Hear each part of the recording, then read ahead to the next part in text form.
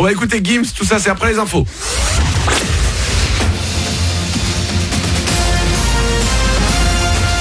Toute l'actu sur Monaco-Menton avec Frédéric Plat.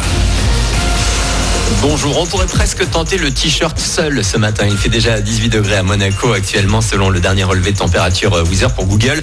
On a aussi du coup quasi atteint les maxi pour la journée. Un vent fort, parfois de nord, va souffler aujourd'hui et limiter la hausse du mercure vers 20 degrés. Des rafales qui pourront approcher les 100 km/h, heureusement sous le soleil.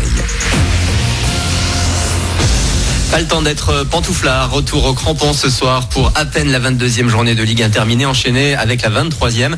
Et ce mardi, on espère enfin voir Monaco bouger vers le haut. Les rouges et blancs stagnent à la 13e place du championnat.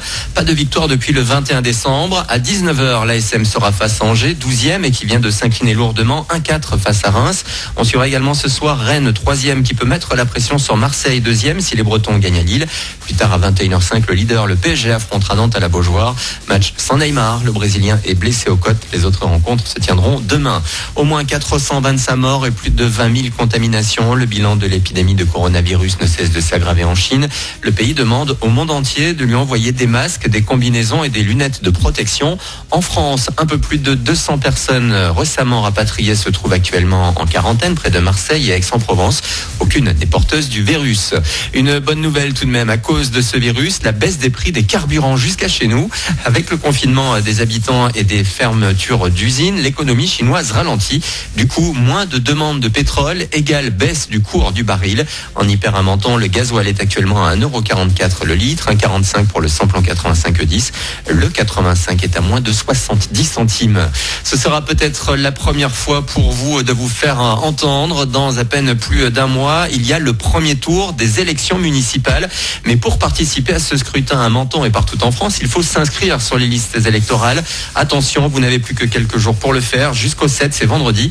Mais intéresser la jeunesse à la politique, ce n'est pas gagné pour Werner Hoffner, maître de conférence à Sciences Po Menton, notamment en matière d'enseignement. Il faudrait surtout que ça soit une matière à part entière qui soit enseignée dès le lycée, en expliquant bien aux futurs étudiants et aux futurs citoyens quels sont les enjeux, quelles sont les structures et qui fait quoi. Je pense que c'est d'abord ce manque d'information qui est l'une des premières causes de l'abstention.